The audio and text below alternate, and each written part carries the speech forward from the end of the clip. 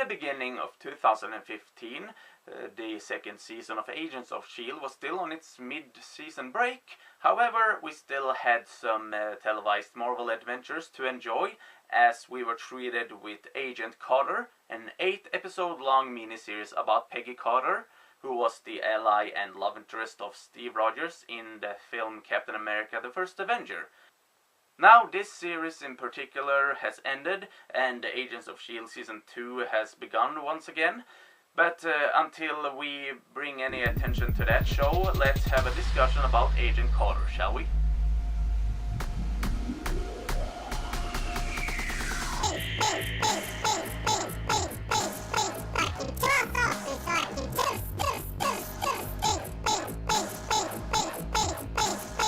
Now, one thing that got me quite interested in Agent Carter was the fact that I really enjoy period pieces, especially related to comic books. Like, I love the fact that Captain America: The First Avenger takes place during World War II, and stuff like X-Men First Class takes place in the 60s, and so forth, because I really appreciate when they make comic book movies and shows that take place in a particular decade when certain characters were first introduced to the public. That, and of course I like period stuff like in the 40s, where you got detective stories, spy thrillers, sci-fi and such, and there was a little bit of this in Agent Carter. And of course, Agent Carter herself is one main reason for this show being interesting to me, because I thought she was a really great addition to the film. She's sort of like the Lois Lane to Captain America's Superman, or the Steve Trevor to Cap's Wonder Woman. Go figure. In a lot of ways, this feels like what it might have been like if they had made a show about Lois Lane without Superman. So, besides the obvious heartache, this involves this kind of is to her disadvantage when she keeps working as an intelligence agent, because many of the male agents that work with her aren't really taking her seriously because of her gender to begin with, but also because they know of her background with Cap, often referring to her as Captain America's girlfriend and such. So yeah, they aren't really taking her very seriously, and they're treating her more like a secretary, much like in that short film Marvel one-shot Agent Carter. In that short film they treated her even worse, because there it was really this male-dominated atmosphere, plus that they didn't really seem to take into account at all that she was an agent. I mean, the agents in the series are a lot more three-dimensional. They had in common in both cases that they were pretty sexist and very condescending to Peggy, but they added a lot more to the agents in the show. There was this really brutish agent, what was it, Kryminski, Kismayeski, something like that, who was acting like a real pig, not just to Peggy but in general. But then he gets murdered by an enemy agent, and it was sort of Peggy's fault. Besides being an underappreciated agent, Peggy also struggles with, things besides being an agent. Gee, I really say the word agent a lot in this, aren't I? For one thing, she had a roommate who got killed because of her carelessness when she was on a mission for Howard Stark, and that makes her, that affects her friendship with this diner waitress Angie, played by Lindsay Fonseca, who some might remember as Penny Mosby, Ted's daughter in How I Met Your Mother. Oy. That kind of makes me a little worried, actually. These are two completely different shows, but the fact that both are about people who are sort of retelling their past in a way, and we know that in their future they will get married and have families. That's sort of... back to Agent Carter. Peggy was keeping her distance to Angie, especially after what happened to one of those agents that got shot, and she was very hesitant about moving into this hotel with Angie and becoming her next door neighbor, which upset Angie because she thought that they were becoming very good friends. But there's this really nice moment where Peggy is opening up to Angie, and without giving too much away about her work, since she's pretending to be working as a phone operator and such, tells her that there was somebody at work who died and she feels very bad about it. And I don't remember all the details, but it was really nice to see her, acting as a good friend after, being a little too,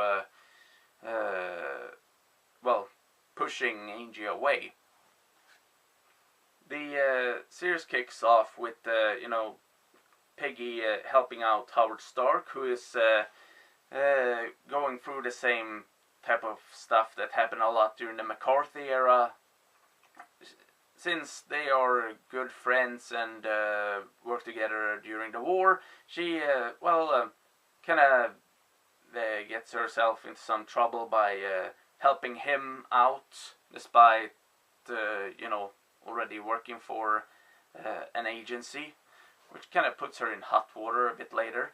And I have to talk about Jarvis, Edwin Jarvis, Howard Stark's butler, and the namesake of Tony Stark's computer program, who is a really fun character. He's this typical old-fashioned English gentleman, a butler, yes, Mr. Stark, right away to Mr. Stark, who also knows a lot about dusting faces, and not just shelves, if you get my drift. So they are sort of like the Avengers, not the Marvel Avengers, but the British spy show from the 60s. Whenever he and Peggy are together, I really enjoy seeing them work together, doing some sort of spy work, and sitting at the diner, having conversations, secret conversations in the open. And I gotta tell you, Peggy is a really tough cookie. I mean, we've already noticed this in the movie, where she showed very clearly that she's not a pushover, that you don't mess with her without paying for it. Another moment I really love in the series is when they are trying to catch a suspect who's running away, and she just asks for a shortcut after asking where he was going, and then she just takes the stairs one floor down, and then takes a guy's briefcase. "Excuse me, sir, would you mind if I take this?" She just punches this guy down on his ass with that bag, as if it was nothing at all. Yeah, she knows how to fight, and even how to take down people without that much of a struggle, and that's really swell. Especially in a time when that's not really what you would expect from a woman. This was sort of like the post Rosie the Riveter era, where women were expected to stay at home, become homemakers, raise kids. Not that there's anything wrong with that. I mean, if any women want to make that choice, good for them, but it shouldn't be mandatory for every freaking woman in existence. The other agents are they are not like the ones in Agents of S.H.I.E.L.D. who use a lot of thinking and have resources like technology and forensics. They mostly, use their fists. After all, that's why Steve Rogers had to struggle so hard with proving his worth, so that he got the super soldier serum. These agents have pretty much the same mentality as that general. You can't win any wars by being nice. So yeah, they solve a lot of their cases, or try solving them anyway, by punching people out in the interrogation room, like Agent Thompson, played by Chad Michael Murray, the guy from One Tree Hill. Didn't really expect him to show up in anything like this, but yeah, anyway. So, and then there's Agent Sousa, who is well, handicapped, I guess you could call it. He's got a crutch, and just like Peggy, he feels sort of unappreciated, underrated as an agent. Also wants to prove himself worthy, and he has this really interesting thing when he brings in a hobo from the docks for interrogation, and he wants to know more about this mystery woman who keeps popping up before they find out it's Peggy. So he tries to, approach him as a war veteran, talk about how they don't get the gratitude they deserve after their service. Doesn't work very well.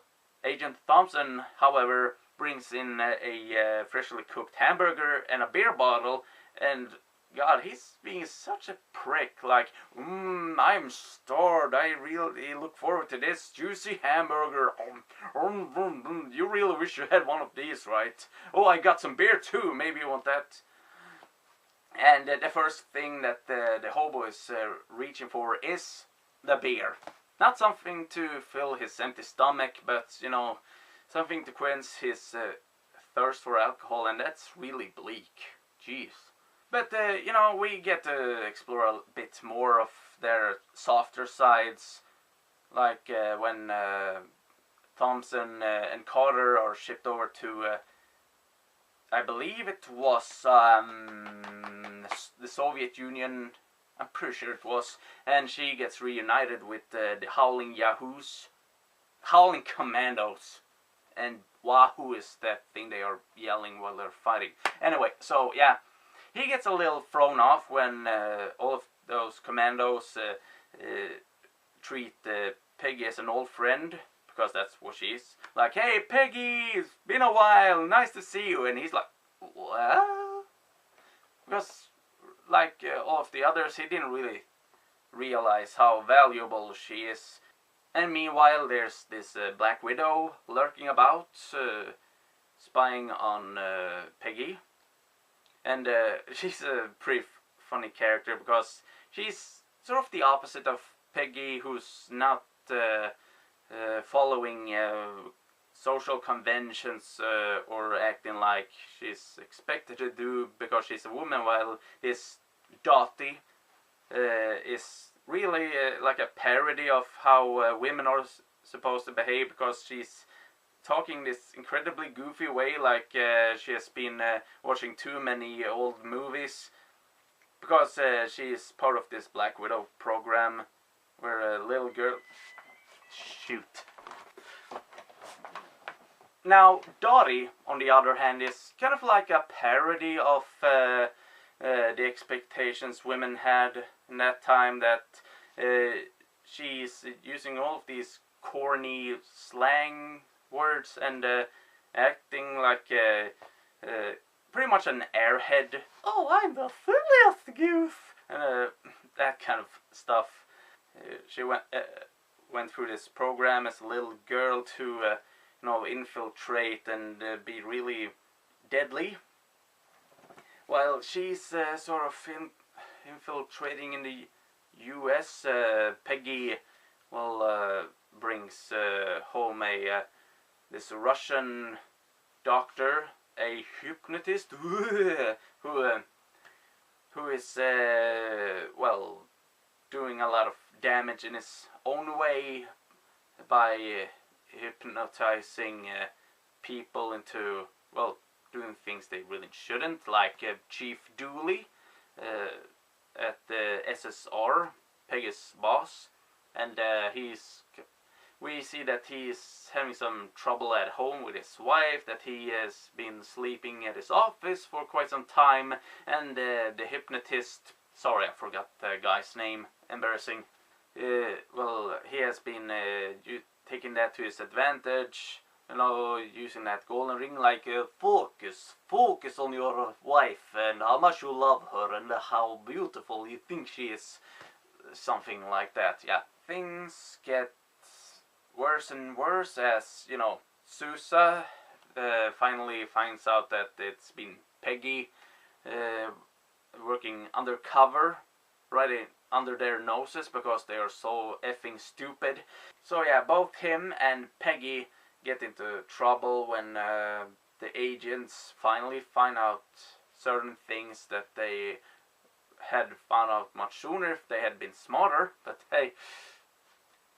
And yeah, things turned especially sour between Peggy and Sousa, because I think she was starting to like him, that he reminded her of Steve Rogers with his crutch and all that. Not letting their physical disadvantages getting their ways.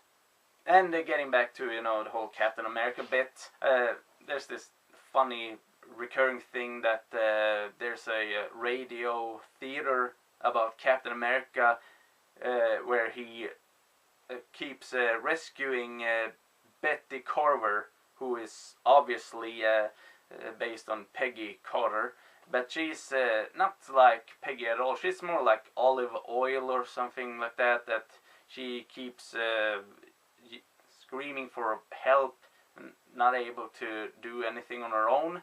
And I can't blame Peggy for being irritated whenever that show is coming up.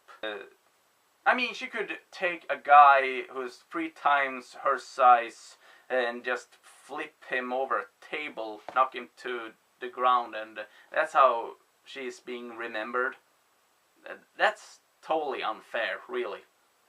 Just like with Agent Thompson, people kind of start respecting Peggy a lot more. And yeah, at the end of the show, when they have finally taken down the bad guy, the one who gets all the credit is not Peggy or not even Sousa, but just Thompson. Sousa is pretty pissed about it, and he asks Peggy why she lets that happen, but she simply says that it doesn't matter to me what they think of me. All that matters is that I know what I did. And that's really great, that the only thing she really cares about is that she knows herself that she saved the day. I think that's really terrific. This was just a miniseries consisting of 8 episodes. Are we gonna get a second season perhaps? No idea. Either way, of course I would be glad if we got more Agent Carter, but it's not that necessary. This has been a fun ride. I mean, I thought this show was quite entertaining, short as it was. Even if we don't get to see any more, it was, time well spent. Well, it would be a little distracting that, she doesn't know about Hydra being part of S.H.I.E.L.D. without anybody knowing it. And, the revelations in Captain America, the Winter Soldier, and Agents of S.H.I.E.L.D. But, yeah, maybe they should do more shows like these. I don't know, like maybe they could do a series about Lady Sif. I mean, she has been pretty awesome in the Thor movies, but also in Agents of S.H.I.E.L.D., and she's returning to that show. Haven't seen her return quite yet, but another idea I had was that they could make a Western series where they take some of the Western heroes from the Marvel comics, sort of like their version of the Magnificent Seven or something. Anyway, so you should get a vlog from me about Agents of S.H.I.E.L.D. Season 2 very soon. So, see you then.